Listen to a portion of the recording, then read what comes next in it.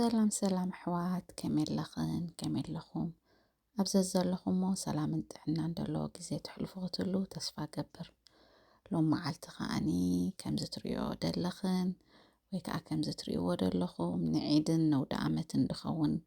ክዳውንቲ ካብ ሕጂ ኣምፅእ ኣለኹ ማለት እዩ ከምቲ ኩሉ ግዜ ድብሎ ኣብ መወዳእታ ሰዓት ኦርደር ክግበር ከሎ ዩዥዋሊ ኣብ መዓልቲ ይበፅሕኒ ምክንያቱ ናይ ፖስት ኦፊስ ነገር ዝኾነ ነገር ከጋጥም ስለ ዝኽእል ኣቐዲምካ ኦርደር ምግባር ዝመስሎ የለን ምግዛእና ዘይተርፈና ኣብታ መዓልቲ ዝደለናያ ክተርክበልና መታን ኩሉ ግዜ ክልተ ሰሙን ኣቐዲምና ኦርደር ክንገብር ኣለና እንተተኻኢሉ ካብኡ ንላዕሊ እውን ቀዲምካ ምግባር እቲ ዝበለፀ እዩ ግን ግዜ ክትህቦ መታን ታድዋ ሓደት ቅድሚ ክልተ ሰሙን ኦርደር ክትገብሩ ኣለኩም እየ ድብል ስለዚ ነውዲ ዓመት ይኹን ንዒድ ኦርደር ክትገብራ ትደልያ ብሙሉእ ክዳውንቲ ኣዳልየ ኣለኹ በቢዓይነቱ ማለት እዩ ንሕጂ እዚአን ቀሪበ ኣለኹ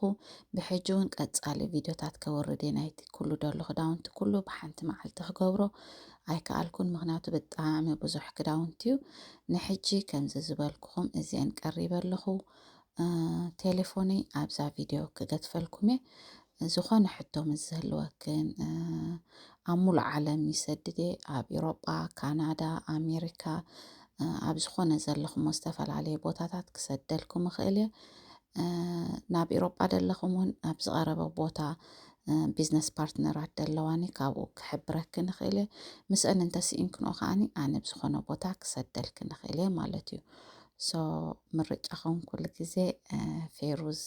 ፋሽን ይኹን ከምዚ ትሪእዎ ዘለኹም በቢዓይነቱ ደረዕ በቢዓይነቱ ቢጃማታት ልውየት ኩሉ ነገር ኣደረ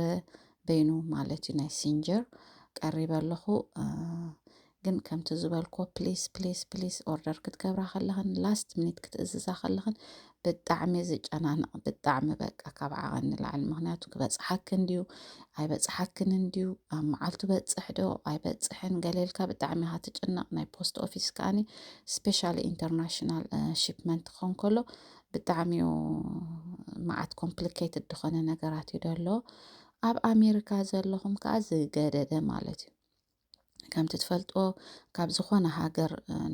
ኣሜሪካ ክሰድድ ተኮይንካ ሕጊ ቀይሮም ኣለዉ ንምሳሌ ካብ ዝናባኹም ክሰዶ ተኮይነ ቀረፅ ክትከፍለሉ ኣለካ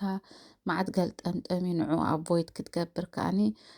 ዋጋ ጉዲልካ ነቲ ናይ ፖስት ኦፊስ ሺፕመንት ገለመለ ኩሉ ናቱ ገልጠምጠም ኣለዎ እሞኒ ፕሊስ እንተተኻኢሉ ኣቐዲምኩም ኦርደር ግበሩ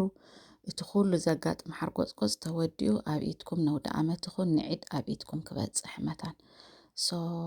ቴሌፎነይ ኣብዛ ቪድዮ ክገትፈልኩም እየ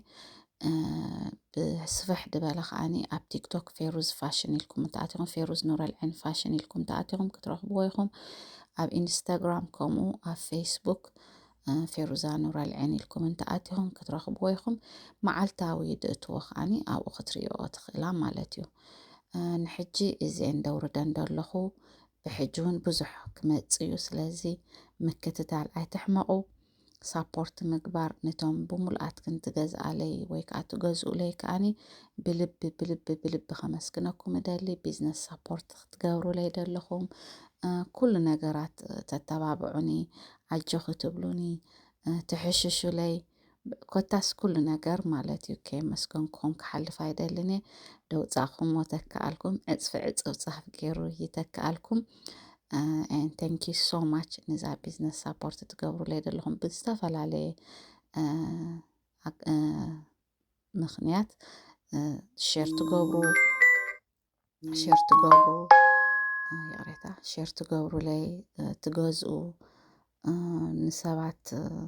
ትነግሩለይ ሪኮመንድ ትገብርዎ ገለ ብጣዕሚ ደመስግነኩም ክሰዳለይ ከለኽን ብዋትሳፕ ኮንታክት ተጌርክናኒ እቲ ዝበለፀ እዩ ምክንያቱ ኩሉ እቲ ቢዝነስ ኣብ ዋትሳፕ ስለ ድገብሮ ብቐሊሉ ክረኽቦ ክእል መብዛሕትኩም ኣብ መሰንጀር ትፅሕፉለይ ኣይርዮን እየ ምክንያቱ ኩላታ ቢዝነስ ፖስት ክገብር ከለኹ ናይ ዋትሳፕ ቴሌፎን ኣብኡ ስለ ድፅሕፎ ብዋትሳፕ ክኸውን ከሎ ንዓይ እውን ንክቆፃፀሮ ብጣዕሚ ዝቐለለ መገዲ ኮነለይ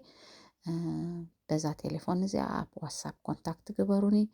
ኣይሆፕ ከዓኒ ከምቲ ትደልይዎ ኣብ ሰዓቱ ክበፅሓኩም ወይ ከዓ ትፈትውዎ ዓይነት ክትረኽቡ ተስፋ ገብር ክሳብ ብካልእ ቪድዮ ድመፀኩም ኣብዘዝ ዘለኹም ሰላምን ጥዕናን ዘለዎ ግዜ ምነየልኩም ይቀኒለይ ፅቡቕ ናይ ጾም ናይ ሮመዳንን ናይ ጾም 40 ግዜ ይግበረልና ጸሎት ኣይተውሕዱ